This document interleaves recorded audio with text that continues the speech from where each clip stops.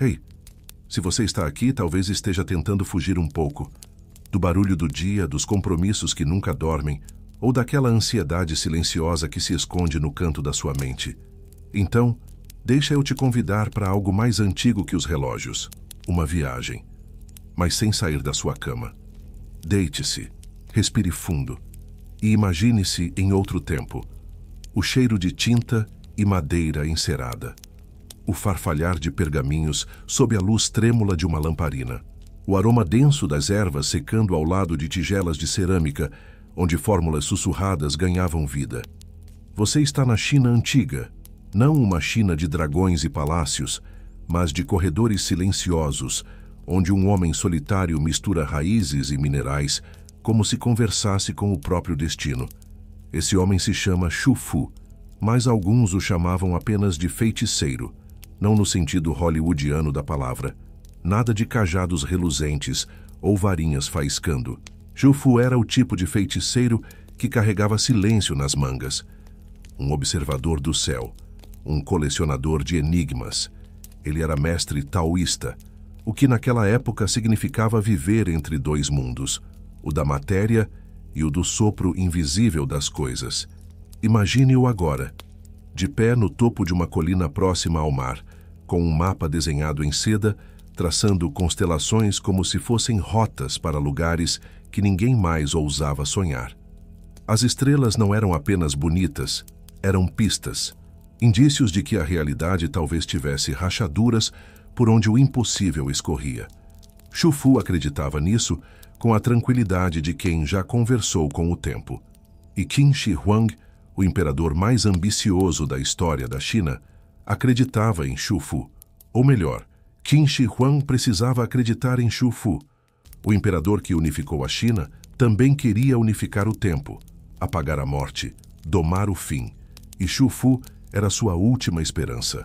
Em seu laboratório, ou melhor, seu templo de essências e mistérios, Xu Fu preparava elixires, alguns para curar, outros, bem, para eternizar. Você já ouviu falar de alguém que promete a imortalidade sem ser chamado de louco? Pois é. Mas ali, sob o olhar de um imperador obcecado com o além, Xu Fu era mais que um alquimista. Era um tradutor dos deuses. Suas fórmulas misturavam enxofre, mercúrio, ouro, raízes amargas e o sopro de milênios. E quando algo explodia em fumaça lilás, ninguém o culpava. Era parte do processo. Xu Fu dizia que os deuses falavam através do sabor, que a amargura extrema indicava a proximidade do divino. Quanto mais impossível de engolir, mais próximo da eternidade. Ele murmurava. E o imperador ouvia, sempre ouvia. Porque, no fundo, todos os homens poderosos têm medo do mesmo. Que um dia acordem e o tempo não esteja mais ao lado da cama. Xu Fu, com seus olhos cansados e mãos manchadas de extratos, prometia uma saída. Mas não uma saída fácil. Era preciso partir. Partir com um navio. Partir com uma missão. Partir com a promessa de que, do outro lado do mar, existia uma ilha onde a morte era só uma lembrança ruim. O nome dessa ilha? Penglai. Mas, naquela época, era conhecida por muitos nomes, a maioria sussurrados com reverência e medo. E foi assim, com a bênção do imperador, uma carta de ouro, e um céu estrelado como guia, que Xu Fu deixou de ser apenas o feiticeiro da corte, e passou a ser navegador. O mar não começa quando os pés tocam a areia. Ele começa bem antes, no silêncio que antecede a partida. Xu Fu sabia disso. Ele sabia que atravessar os oceanos era mais do que navegar. Era renascer. E para renascer, era preciso levar consigo tudo aquilo que fazia a vida valer a pena. Quando o imperador Qin Shi Huang lhe deu a missão de encontrar a Ilha dos Imortais, Xu Fu não partiu com um punhado de guerreiros, ou apenas uma comitiva cerimonial. Ele montou algo que, para olhos modernos, pareceria uma mistura de caravana, laboratório ambulante e arca. Sim, uma arca. Mas não para fugir do dilúvio, para buscar a eternidade. Ao todo, segundo registros antigos ou lendas teimosas que sobreviveram ao tempo, foram enviados 2 grandes navios, depois outros muitos. Alguns dizem milhares de pessoas embarcaram, jovens, sempre jovens. Xufu escolheu os chamados puros de coração. E isso, num império que media pureza com olhos desconfiados, significava juventude, saúde e talvez inocência. Imagine-se num desses navios agora. O som da madeira rangendo sob os pés. A brisa salgada, cortando o rosto como uma bênção. Cordas esticadas como nervos e velas infladas como pulmões antigos. Entre os passageiros, não apenas marinheiros, mas agricultores, curandeiros, ceramistas, carpinteiros, e sim, muitos jovens que talvez nunca tivessem ido além do vilarejo onde nasceram. Levaram sementes, de arroz, de chá, de coisas que você talvez já tenha bebido, sem saber que um dia cruzaram o mar no porão de uma promessa. Levaram animais também, galos, porcos, cães. A maioria acordando junto com o sol, lembrando a todos que o cotidiano não esperava, nem mesmo diante da lenda. Era preciso plantar, cuidar, amamentar, mesmo em alto mar. As embarcações tinham cheiro de madeira molhada, suor e especiarias ressecadas. As noites, embaladas por histórias sussurradas, eram longas e estreladas.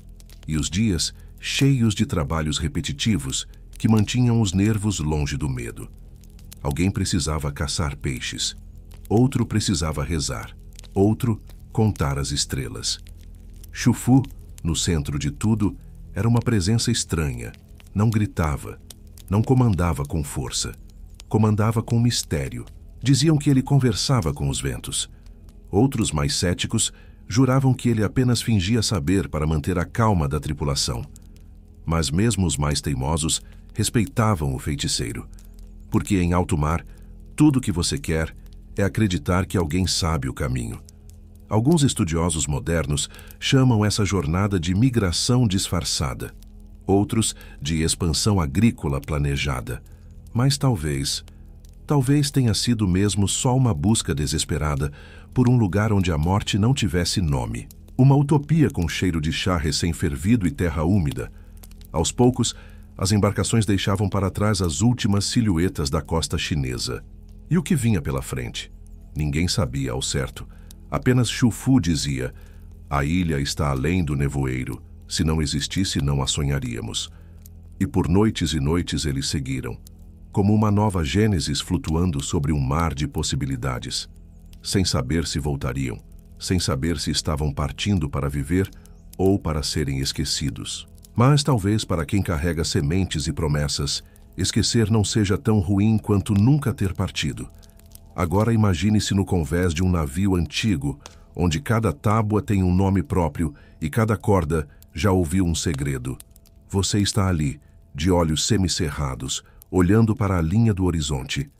Mas não há linha, apenas névoa, densa, espessa, como leite derramado sobre um mapa. E é aí que eles surgem. Os monstros. Não monstros como os dos filmes modernos. Esses são mais antigos, feitos de ausência, de dúvida, de distorções contadas ao pé da fogueira por quem jura ter visto, mas nunca tocado. Nos mapas da dinastia Qin, o mar além das fronteiras conhecidas era um espaço em branco, não por ignorância, mas por reverência. Ali, onde os traços se esvaíam, começava o domínio das lendas. E toda lenda tem dentes. Diziam que lá viviam dragões do mar, serpentes gigantes com olhos como lanternas e barbas feitas de algas que sussurravam profecias. Falavam também de tartarugas do tamanho de ilhas, cujo casco abrigava florestas inteiras, e tribos que nunca souberam do mundo além das marés. E havia a mais temida de todas, a ilha que comia navios. Sim, uma ilha, mas viva, repleta de árvores que se moviam com o som da voz, e raízes que se enrolavam em torno dos mastros como dedos famintos. Lendas, claro, mas no coração de quem atravessa o desconhecido, lendas são tão reais quanto o som de um casco rachando. A tripulação de Xufu enfrentou mais do que ondas. Eles enfrentaram o olhar vazio das estrelas que não se moviam, o canto de pássaros invisíveis que vinham da névoa e desapareciam ao amanhecer, E a chuva, a chuva, que às vezes caía apenas sobre um navio, deixando os outros secos como ossos no deserto. Xufu, mesmo diante dessas visões, mantinha o semblante firme. Dizia que eram testes. Os deuses, segundo ele, não davam eternidade a quem não soubesse lidar com o mistério. E ali, no meio de um mar sem nome, o mistério era rei. Certa noite, um dos jovens passageiros jurou ter visto uma cidade submersa. Dentes de pedra saindo da água, como se um templo inteiro tivesse afundado de joelhos. Outros diziam ter ouvido vozes nas velas, chamados em dialetos esquecidos, que só se entendia se ouvidos com o coração.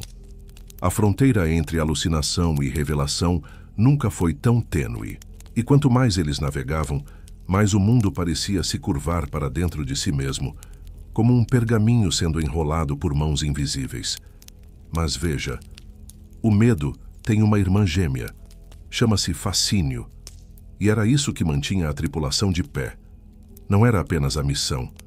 Era o desejo secreto de que as lendas fossem verdade. Porque, no fundo, todo mundo quer acreditar que há algo além. Algo grande, inexplicável, um pouco assustador, mas belo. Então, eles seguiram. Mesmo quando os monstros não tinham forma. Mesmo quando os mapas se tornaram inúteis. Mesmo quando o mar parecia uma boca aberta, pronta para engolir suas dúvidas. Xufu continuava a ler os céus. E mesmo que as estrelas estivessem encobertas, ele dizia: ainda assim elas estão lá. Feche os olhos por um instante. Sinta a brisa que não existe no seu quarto, mas que você pode imaginar tocando seu rosto. Ela vem carregada de sal, de mistério e de séculos. Essa brisa sopra das lendas, e ela sopra de uma ilha que talvez nunca tenha existido, ou que exista em todos os lugares onde a esperança se esconde. Chama-se Penglai, a Ilha dos Imortais, mas isso é apenas o nome que sobreviveu. Outros a chamaram de Montanha de Jade, de Jardim dos Oito Ventos, ou em sussurros, de o lugar que não aceita a morte.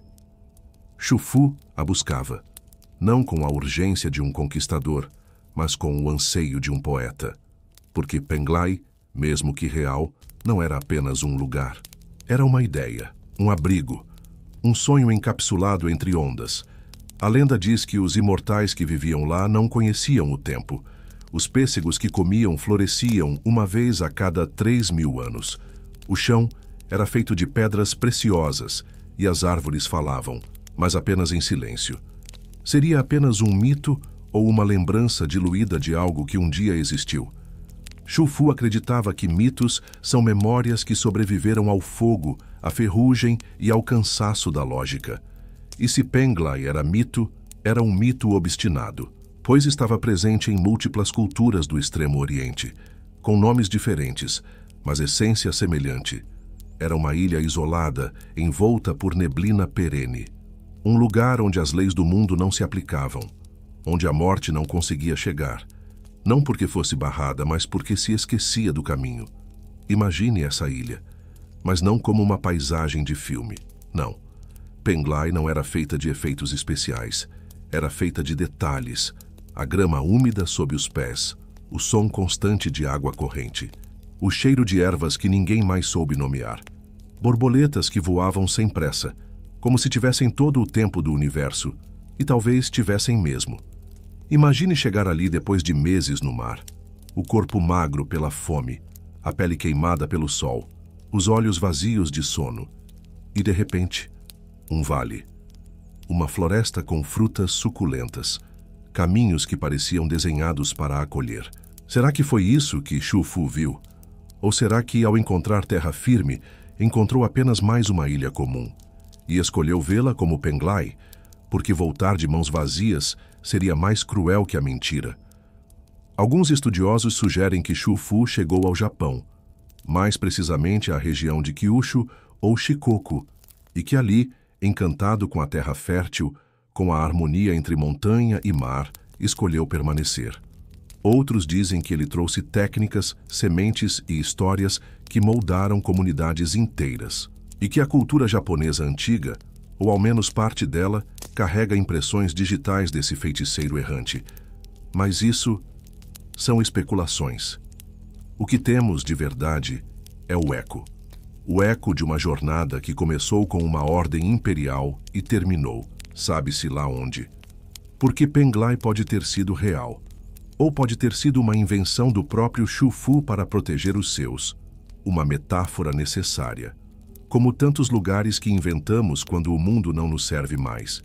E há beleza nisso, porque talvez a verdadeira Penglai nunca tenha sido geográfica, mas sim um gesto coletivo, o de buscar um refúgio onde a vida possa florescer, longe da tirania, longe da guerra, longe do medo. Um lugar onde dormir não seja um risco, onde o silêncio cure mais do que 1000 remédios, onde as crianças possam crescer sem aprender a palavra fim tão cedo. E se Xufu nunca encontrou a ilha, quem somos nós para dizer que ela não existe? Ela existe agora, aqui, nesse instante em que você escuta estas palavras, com o corpo repousado e a mente flutuando. Penglai é essa sensação, de estar longe do mundo, mas em casa. O silêncio chega primeiro, antes da decisão, antes do fim, antes do nome que se desfaz no vento. É noite, mas não escura. O céu, limpo como um espelho velho, revela estrelas que Xufu já não tenta decifrar. Ele as conhece bem demais. Conhece os nomes, as rotas, as danças invisíveis que fazem nas estações. Já não pergunta o caminho. Não há mais para onde ir.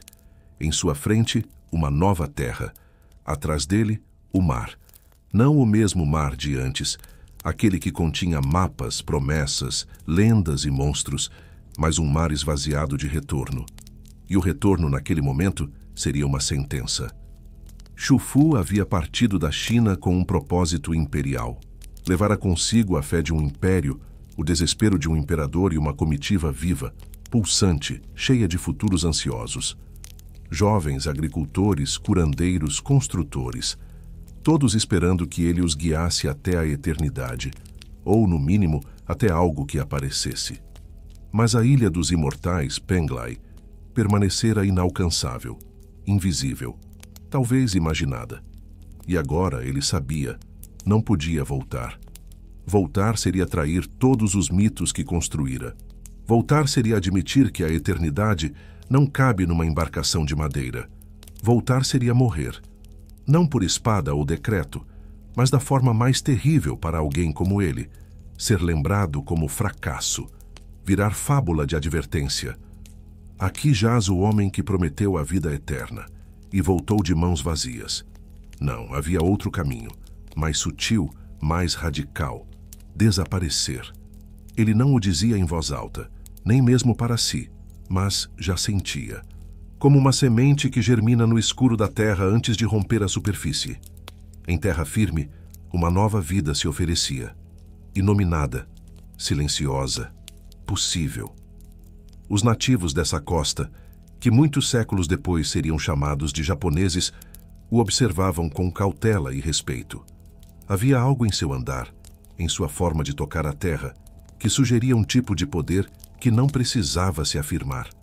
Na primeira noite, ele dormiu sob uma árvore que não conhecia. O tronco áspero, o chão úmido, o céu familiar e novo. E ali naquela noite, entre sonhos que mais pareciam lembranças, Xufu se despediu. Não de sua missão, mas de seu nome. Despiu-se de tudo o que o tornava reconhecível. As roupas, deixadas numa clareira. Os símbolos imperiais, enterrados com cuidado. As palavras da corte, abandonadas como uma língua extinta. A partir dali, falaria pouco, mas faria muito.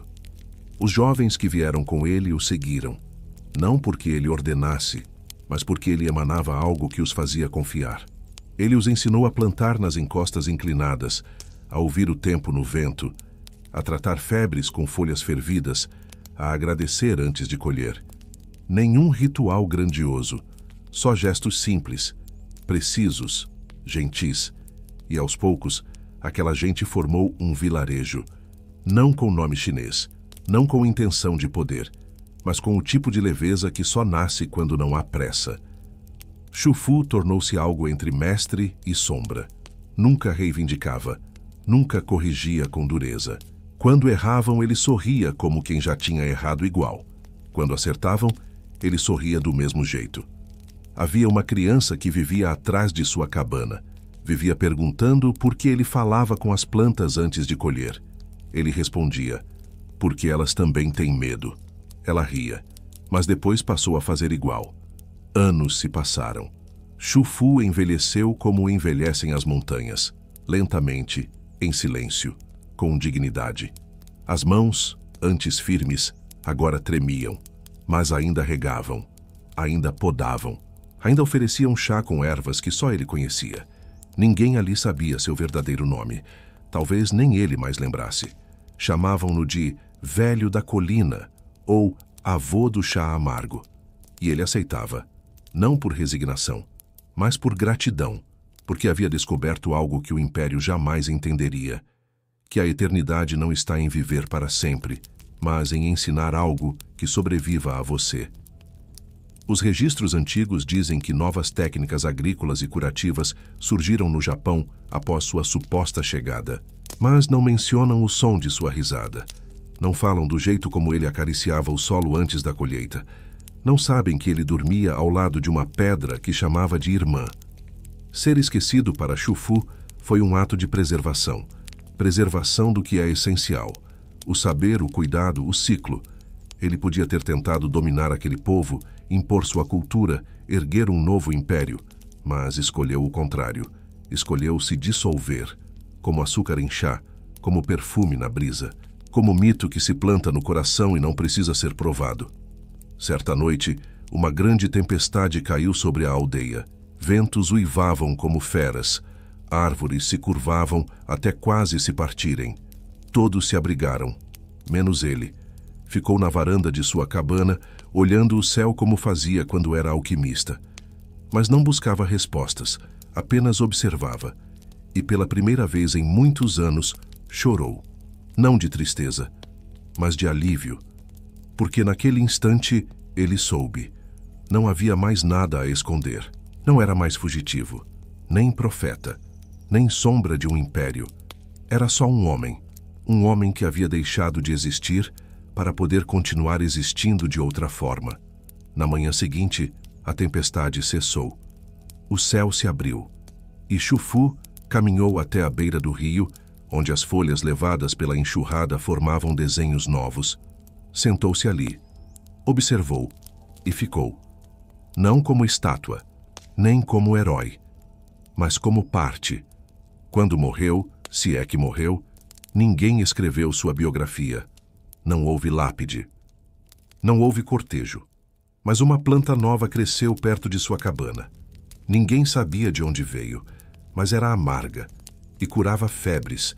As crianças diziam que foi presente do Velho da Colina. E isso bastava. Nem toda revolução começa com bandeiras. Nem toda transformação exige barulho. Algumas vêm com o vento, entram pelas frestas, misturam-se ao cotidiano e, antes que alguém perceba, o mundo mudou. Xufu não fundou impérios, não gravou seu nome em pilares de pedra, mas talvez tenha feito algo mais difícil. Ensinou uma civilização a respirar diferente, sem jamais dizer que estava ensinando. Não se sabe ao certo onde ele aportou. As possibilidades desenham um arco suave nas ilhas do sul do Japão, Kyushu, Shikoku, ou talvez Honshu ocidental. Mas o local exato importa menos do que o que floresceu a partir dali. Veja bem, há registros arqueológicos que apontam para mudanças notáveis naquele período.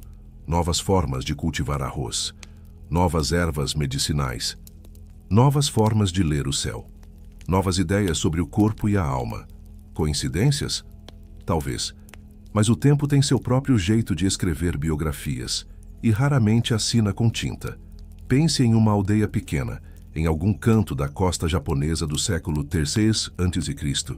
O chão, até então, era cultivado como se cultiva por instinto, com ferramentas rústicas, observações empíricas, tentativas e erros. E então, alguém chega. Alguém que não vem impor. Não chega com exércitos, nem com a arrogância de quem sabe. Apenas observa, planta, cura, Uma senhora idosa quebra um dente.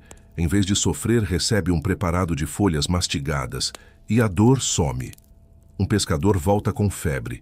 Em vez de morrer no leito, bebe um chá estranho e recupera-se em 2 dias. Uma criança que nunca dormia, dorme. Os aldeões não entendem, mas repetem. Repetem os gestos, os horários, as medidas silenciosas. Sem saber, estão sendo atravessados por uma revolução. E o mais curioso, não há cerimônia para isso. Não há aula. A transmissão é feita no olhar, no compartilhar de uma raiz, no cuidado com que se colhe. Xu Fu não chamava isso de sabedoria, chamava de escuta. Ele dizia que cada planta tinha uma voz, que o solo respondia à ternura, que ninguém deveria plantar com pressa, porque a pressa engana a semente. E isso ficou. Ficou na maneira como as ferramentas evoluíram, ficou no jeito como os campos passaram a ser irrigados, ficou na insistência quase poética de cultivar com as estações, não contra elas. Era uma revolução sem slogans, mas tinha raízes, e raízes, quando fincadas no tempo certo, atravessam gerações. Décadas depois, novos vilarejos surgiram naquelas regiões, com plantações ordenadas, com curandeiros que falavam pouco, mas preparavam remédios com o mesmo gesto de quem reza, com mães que ensinavam suas filhas a observar a lua antes de colher certas flores. E ninguém lembrava de Xu Fu, mas todos praticavam seu legado. É assim com certos mestres. Eles passam, tocam, e desaparecem antes que a reverência os congele. Um pergaminho antigo japonês, o Kojiki, fala de deuses que desceram do céu e ensinaram os humanos a viver em harmonia com a terra. Alguns estudiosos acham que essa ideia surgiu após a chegada de influências chinesas. Outros acreditam que é só mitologia local. Mas e se for ambos? E se a mitologia for a maneira mais carinhosa que a memória encontrou para não esquecer? Xu Fu pode ter virado mito, não porque exageraram quem ele foi, mas porque não havia palavras suficientes para explicar o que ele fez. Imagine por um instante a transmissão invisível do saber. Uma mulher assiste a avó preparar um chá. Ela copia. Depois, ensina sua filha. 100 anos passam. Ninguém mais lembra do primeiro chá. Mas a receita segue viva, aprimorada, sussurrada. Assim caminha a verdadeira revolução. Em vez de decretos, gestos. Em vez de guerras, colheitas. Em vez de monumentos, memórias corporais. E isso se espalhou, não como um raio, mas como o orvalho, silencioso, constante, necessário. O modo de construir cabanas, o uso de pedras para aquecer a água com mais eficiência, a prática de escutar o silêncio antes de tomar uma decisão. Tudo isso, sinais de que alguém passou por ali, com mais perguntas que respostas. Xu Fu talvez não tenha deixado descendentes de sangue, mas deixou sementes. E quem planta sementes, planta futuro. É curioso pensar que séculos depois, os japoneses desenvolveriam uma tradição de refinamento silencioso, de respeito ritualístico ao banal, de perfeição disfarçada de simplicidade. Será que isso tem relação com um feiticeiro que um dia abandonou seu nome para virar vento?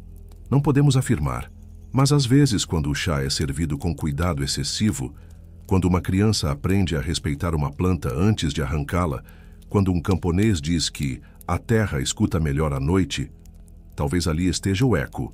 E o eco, como se sabe, só existe se alguém gritou antes, ou sussurrou, e Xu Fu preferia sussurrar. Essa revolução invisível não mudou apenas técnicas, mudou visões, transformou o jeito de olhar o corpo, o tempo, o céu, fez do cotidiano um lugar de revelação, fez da espera um ato nobre, fez da paciência um conhecimento. Hoje, nos campos do Japão rural, ainda há quem siga plantando arroz como se estivesse em oração. E talvez, sem saber, ainda sigam um feiticeiro que não queria ser lembrado, mas foi, não pelo nome, mas pelo gesto. E é isso que permanece, o gesto. No coração da China, há uma tumba que não se abre. Ela repousa sob colinas artificiais, guardada por terra, selada por medo. Um mausoléu tão vasto que parece ter sido esculpido com a paciência dos deuses. É lá que jaz o imperador Qin Shi Huang, o mesmo homem que, em vida, recusou o fim. Ele foi o unificador de um mundo dividido, o primeiro imperador, o nome que moldou mapas com ferro e fogo. Mas o que mais o movia não era o poder, era a urgência de não desaparecer. Imagine-o agora, sentado num trono de jade frio, cercado por conselheiros que sussurram, sempre sussurram. Um homem que venceu reinos, mas acorda todas as noites com a mesma pergunta: e se tudo isso acabar? Qin Shi Huang não temia inimigos, temia o tempo. Foi por isso que enviou Shu Fu ao mar, não como uma missão diplomática ou de expansão, mas como um gesto de desespero, como quem joga uma carta ao vento e torce para que o vento responda. Encontre a imortalidade. Foi essa a ordem, e Shu Fu foi. Levou navios, sementes, inocentes. Levou a promessa de que o tempo podia ser domado. O imperador esperou. 1 mês, 1 ano. Depois, outro. As cortes continuaram a funcionar. Os decretos a ser redigidos, as guerras vencidas. Mas dentro do mausoléu ainda em construção, um espaço permanecia reservado. Um trono vazio, esperando o retorno daquele que traria a eternidade engarrafada. Mas ele não voltou. E o imperador esperou mesmo assim. Esperou como esperam os que ainda acreditam. Esperou como quem sabe que o tempo é feito de repetições. Como quem ao final de cada estação acredita que Shu Fu aparecerá no horizonte, com o elixir na mão e um sorriso vitorioso. Mas os dias passaram, e o tempo implacável começou a corroer a esperança. Qin Shi Huang morreu. Morreu como morrem todos os homens, sem aviso, sem glória, sem controle. E mesmo na morte tentou permanecer. Mandou construir o maior exército já enterrado, milhares de soldados de barro, cada um com rosto diferente, guardando a eternidade que ele jurava alcançar. A tumba, dizem, tem rios de mercúrio, estrelas no teto, trampas para os curiosos. Nada disso foi suficiente, porque o verdadeiro silêncio não está na pedra, está na ausência de resposta. Shu Fu nunca voltou, nem com o elixir, nem com uma carta, nem com um sinal. E o império caiu, não de uma vez. Mas como caem os impérios, primeiro racham as certezas, depois os muros, por fim, os nomes. E mesmo depois de tantos séculos, a figura do imperador permanece ali. Não como tirano, não como gênio militar, mas como homem que esperou. No fundo da sua câmara selada, sob toneladas de terra e segredo, ele ainda olha para o norte, onde o mar começa. Como se em algum lugar da eternidade ainda acreditasse que o navio retornará. Mas o navio já virou mito. Shu Fu talvez tenha plantado saberes em terras estrangeiras. Talvez tenha morrido anônimo, com o rosto voltado ao céu. Talvez esteja enterrado sob uma árvore que ninguém mais reconhece. E o imperador que o enviou, ele permanece. Não como imortal, mas como lição. A lição de que o controle é uma ilusão refinada, que não se pode ordenar a eternidade, que nem o império mais vasto pode conter o silêncio de uma ausência. E, no entanto, há beleza na espera, há poesia em dedicar uma vida a algo impossível. Porque a esperança também é uma forma de arte. Qin Shi Huang, em sua sede insaciável, deixou um legado acidental. Um retrato nu da vulnerabilidade humana. Um homem que dominou povos, mas não dominou o tempo. E Shu Fu, ao desaparecer, deixou outro tipo de legado. Um suspiro, um sopro, um sussurro que ainda ecoa nas florestas do Japão, nos rituais do chá, nas mãos que plantam com reverência. O império caiu, mas a espera ainda navega. Se você chegou até aqui, respirando fundo, com os olhos talvez meio fechados, com o coração mais lento do que no começo, é sinal de que algo em você também navegou.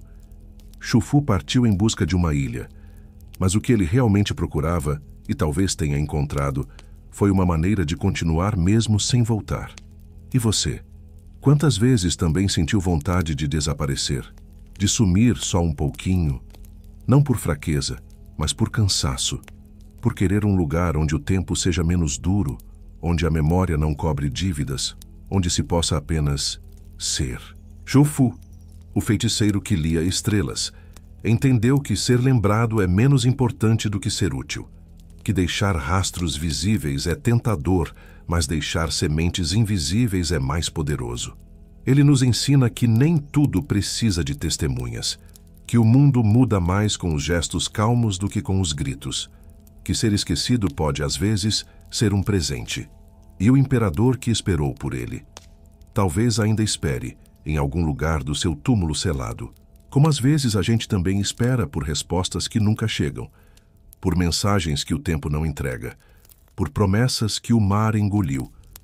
Mas está tudo bem, porque a beleza está exatamente aí, na fragilidade humana, na tentativa teimosa de entender o eterno com olhos mortais, na esperança que insiste em respirar, mesmo depois do silêncio. Então agora, se puder, acomode-se melhor. Feche os olhos. Deixe seu corpo descansar como um navio ancorado. Você não precisa partir hoje. Apenas lembrar que há lendas que vivem no fundo do peito e que às vezes a Ilha dos Imortais é só um instante de paz no meio da tempestade. Boa noite e obrigado por viajar comigo.